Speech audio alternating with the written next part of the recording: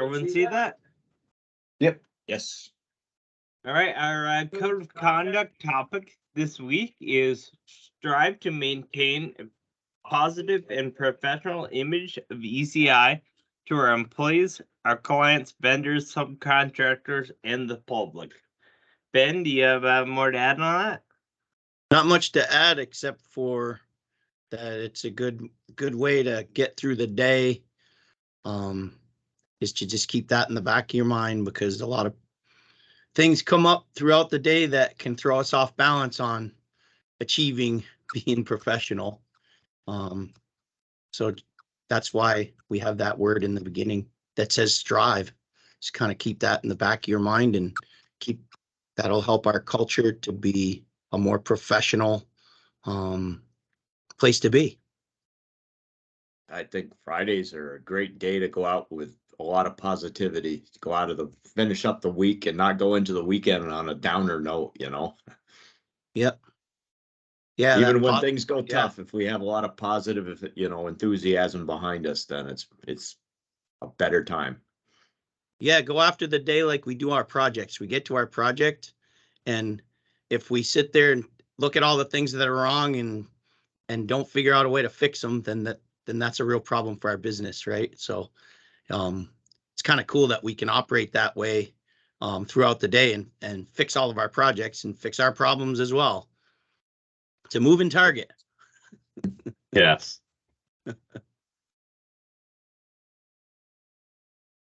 All right. So we've had 30 days without recordable and 17 days from the last first day. So we've been doing good the last few weeks, and we should keep it up. So everyone be safe out there.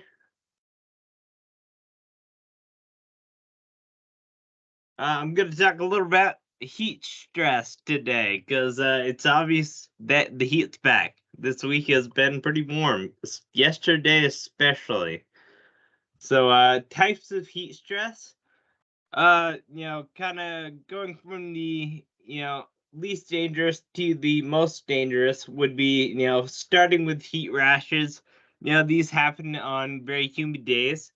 When it's hot and, you just sweat, and it creates a rash on your skin. Some people get those and some people don't, but that's a good first sign of it. You're getting warm. Things are heating up. Then there's heat cramps. They come on because you become dehydrated and your body needs some electrolytes like Gatorade or a little more than just water. So fatigue, weakness. So I saw some of this yesterday where it's people like, whoa, it's just hot, and they're tired, and the heat really takes it out of you. So that's one thing to watch. You're getting tired and weak. You want to take breaks and drink water and rest up a little bit. Then heat exhaustion will set in when you'll get a headache, nausea, vertigo, weakness, thirst. You're just not feeling right, feeling a little giddy. It's goes a little bit beyond that weakness when you're starting to feel almost sick from the heat, when something's just not right. Then there's heat stroke. This is the most serious. And it occurs when your body just can't regulate the heat anymore. And the body temp reaches a critical level. So this is when things get very dangerous, and people will get I'll get more to that in a second here. Prevention. So you want to just drink cool water, dress for the heat. Some mornings it might be pretty cool out, but by noon or 10 o'clock, it's going to be 90 degrees out. So, you want to dress in layers. Make sure you can take off things and don't go to work just wearing a sweatshirt and be like, oh no, I need a t-shirt on or something like that. Sorry. Take rest breaks. Days like yesterday, almost like every 20 minutes, half an hour, take a break, get out of the sun, find a cool area, cool shady area. Drink a bottle of water, something like that. and watch out for your fellow employees, not just yourself. You know, you can feel and all of that what you're feeling like, and then but you want to watch out for other people. If other people act a little weird, that they just seem really hot and tired, exhausted, say, hey, you should probably take a little break, sit down, get some water, things like that. So you want to know the signs. So, like I said, headache or nausea, weakness or dizziness, heavy sweating, or your body can just not have enough water to sweat, so your skin becomes hot and dry. Your body temperature will go up, a little hard to tell without thermometer, but you can tell if you're getting overheated and just not feeling well. And you're also get really thirsty. And one other thing to watch out for, if you peed in the morning and you haven't peed and it's noon, you probably need to drink some water. So, first aid. Well, actually, one other thing I didn't go over. Ease into work. So we're not used to working these hot days yet. It's just kind of this week where it's gotten really warm. So ease into your work. Don't just try to go 100% that first day where it's hot out. That's when they say here 3 out of 4 fatalities happen when it's warm out on the first week of work. Your body's just not ready for it. They say follow that 20% rule. On that first day of work, don't work, work 20% less than you usually would.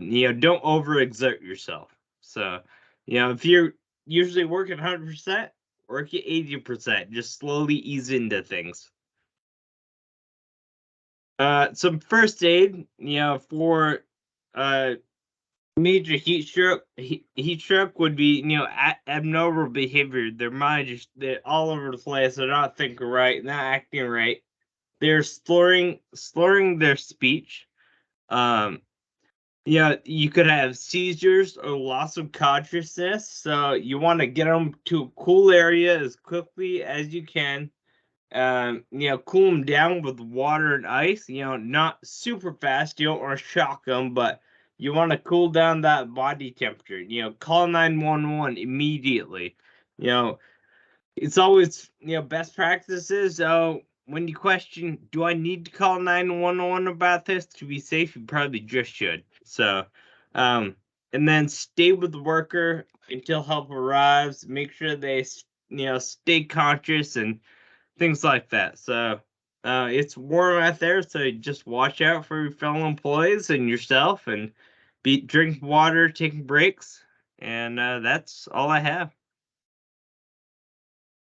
Yeah, thanks, Austin. This is an important topic, especially over the last couple of years. We're seeing way more fatalities in construction due to heat stress related illnesses. So let's try to be preventative by staying on top of making sure we have ice, water, and shade on our projects, and planning ahead. Try to do the heavier set of our activities earlier in the day versus later, because majority of these incidents occur late in the day. So something to think about. A couple comments I got just on the call 911. We once had a fire chief tell us, if it enters into your mind that maybe you should call 911, that's the decision point that yes, call 911. Yeah. So that's just an easy. I mean, sometimes you're like, boy, I don't know. It just seems to make a big deal. No, call. That's it. That's a decision point. The other thing is that and Matt, you frequently issue in the summer on the hot days a warning, which is in line with the National Weather Service heat index warning.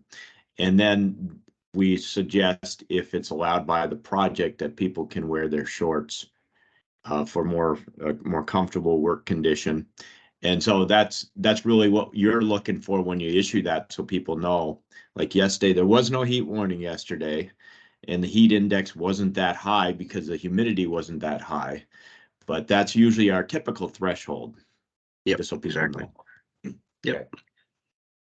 All right, Yeah. let's see. Pollen alert yesterday. That's all we had.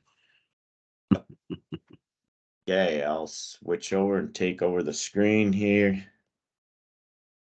Put my glasses on so I grab the right one. Here we go. Oops, I think that was just the Yeah, we see your wrong one. email.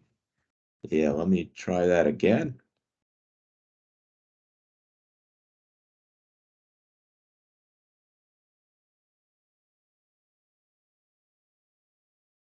Oh, let's see here. Where did it go? Let's see. Screen. No. Huh. What happened? Let me just double check that I had it open because I go through my prep. There it is. I go through my prep and I open it up and I clean take the menu ribbon down and everything and make more space. Now I'm trying to find the screen. Okay, I'm gonna try to reload it.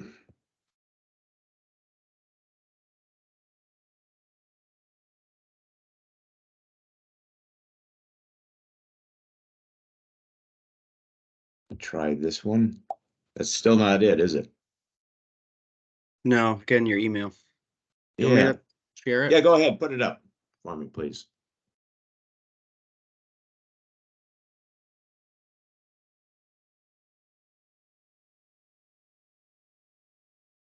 Let me know when you want to scroll down.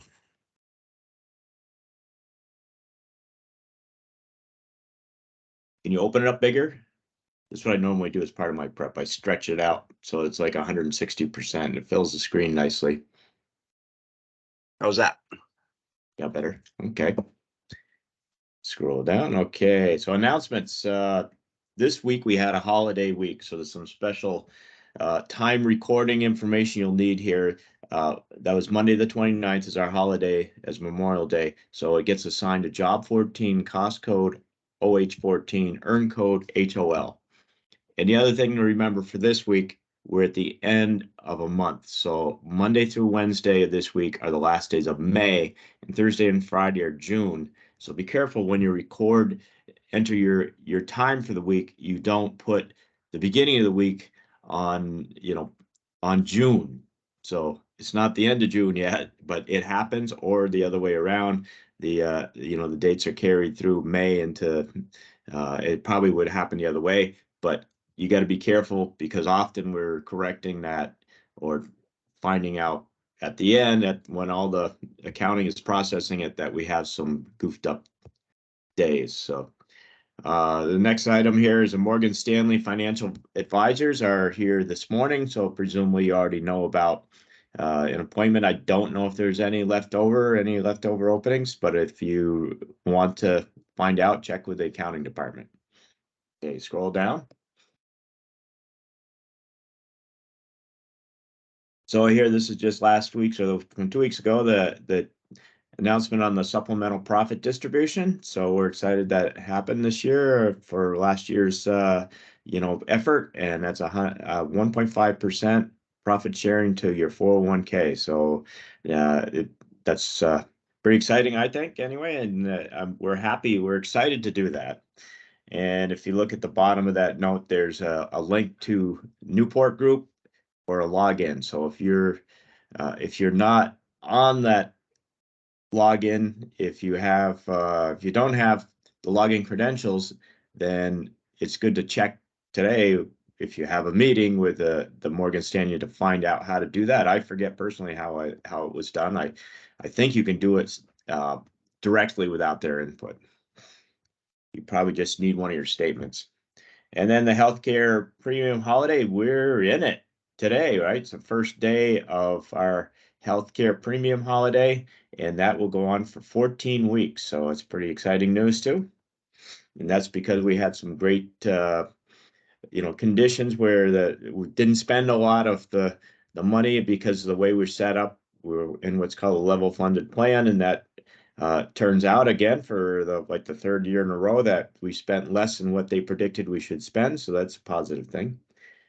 And the Vermont Declaration Health Care Coverage Form, the HC-2.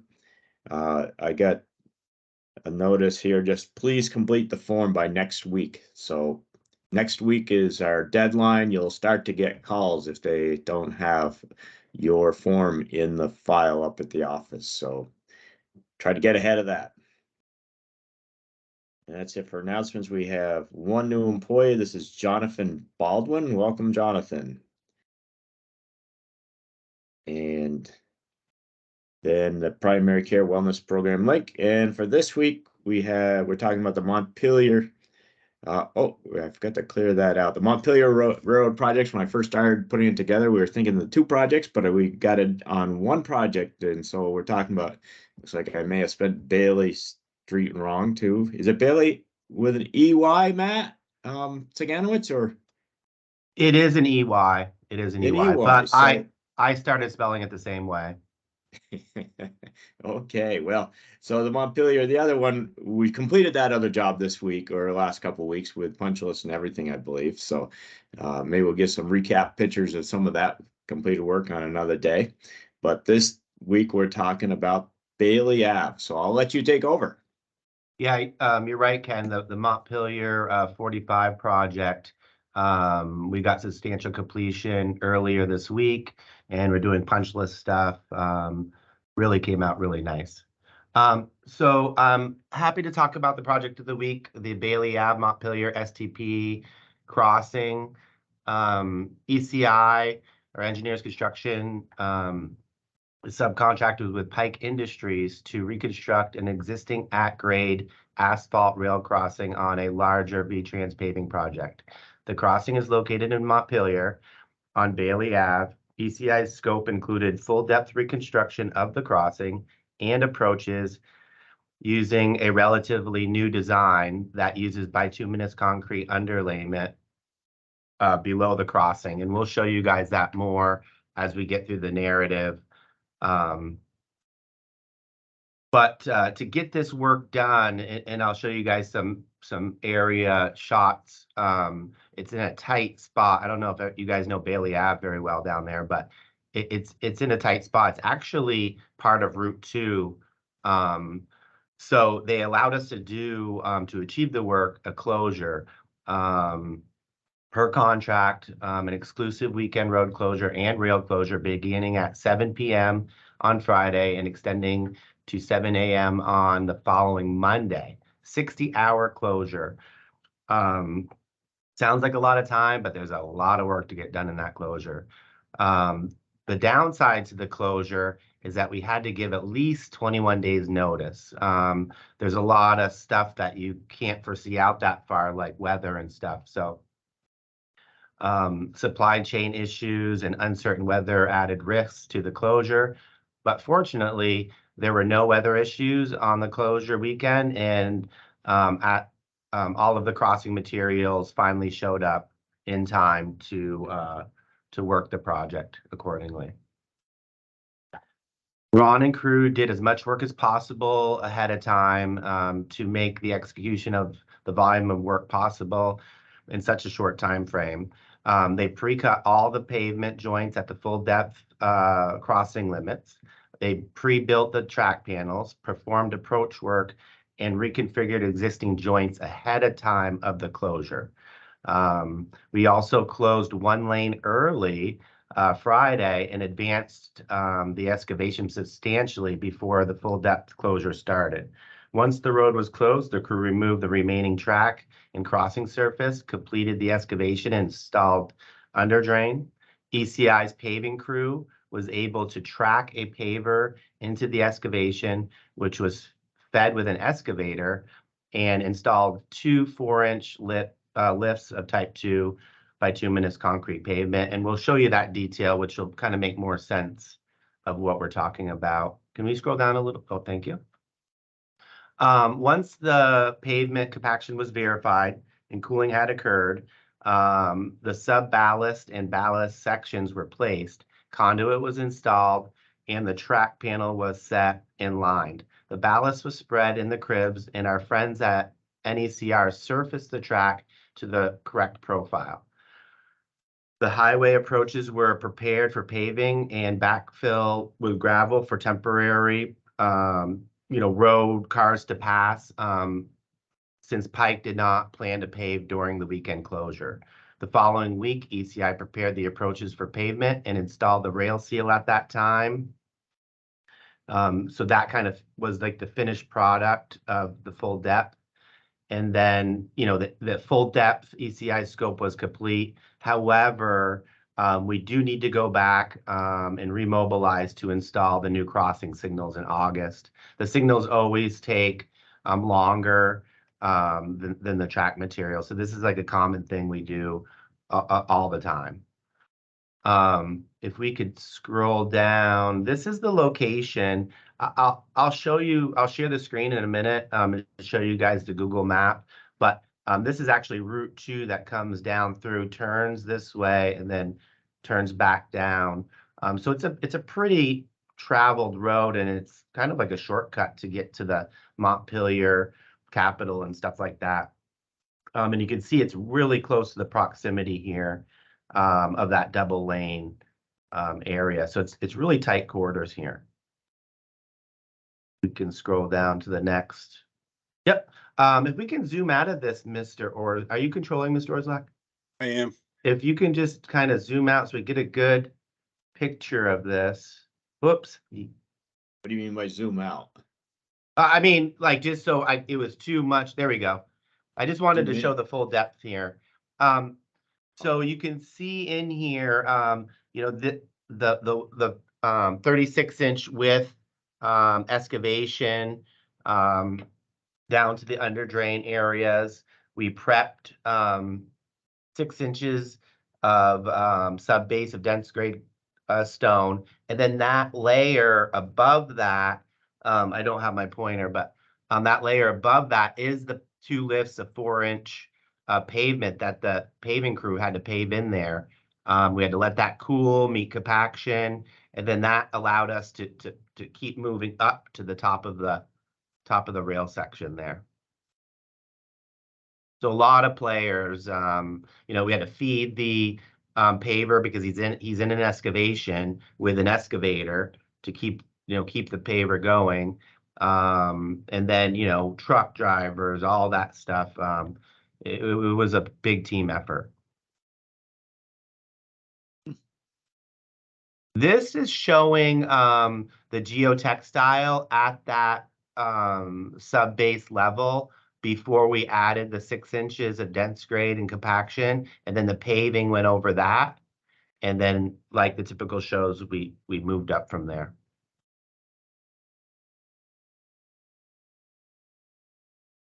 This is some pre-work that they did, inserting some new ties. During the shutdown. Yep. There. Oh, yeah, during the shutdown. Looks like we have Ryan Mallow, and I think that might be Lee. And I think Nick Peck came down and assisted us that weekend as well. We love volunteers for these shutdowns. And you can see here, this is actually a nice shot of the tie inserter grabbing its next tie and kind of moving on with that.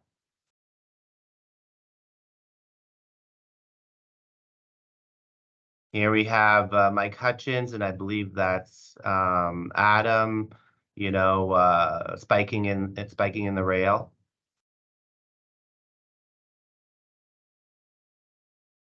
Very hard work.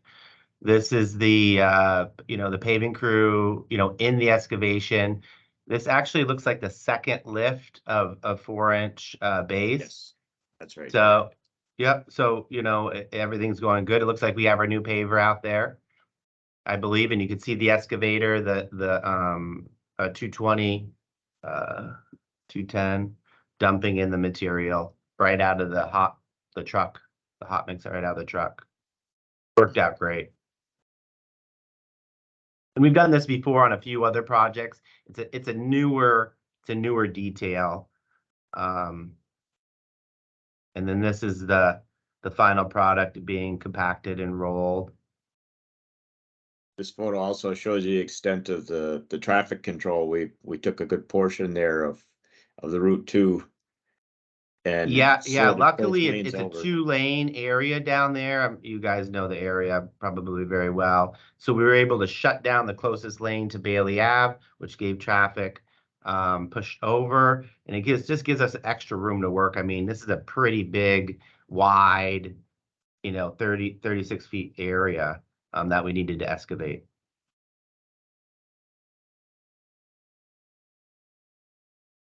And here we are doing some compaction. It looks like Jake Stark's out there. I don't know who's on the roller. Do you guys? Mike Austin. Oh, very cool. Yeah. They did a great job. And here is Michael Ronaldo. We ECI purchased I forgot the name of the thing, for compaction. Jim, you could probably help me. Where they go down through and just check the areas to make sure we met compaction. And if we didn't, we could hit it again with another pass with the roller, quality control. Yeah, that's a Pike QC guy with a hard hat on, kind of doing his thing, and Mike's kind of in sort of like a little training with him. Yep. And we've used this unit. We recently purchased it. I've seen it done at the Park and Ride. It's handy to have because we can kind of do our own quality control.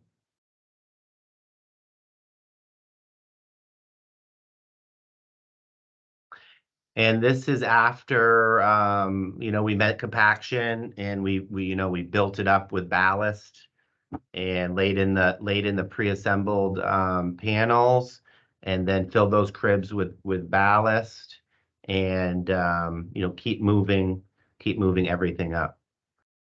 So it looks like we're pretty much at track grade here, and then we got to work on the approaches and stuff like that.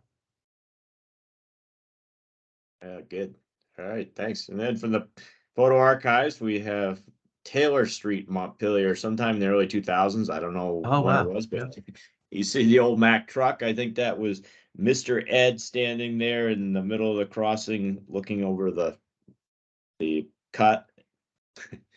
So that's looks like a fall day somewhere, sometime in the 2000s, I would say. It certainly was around that date. Wow, very cool.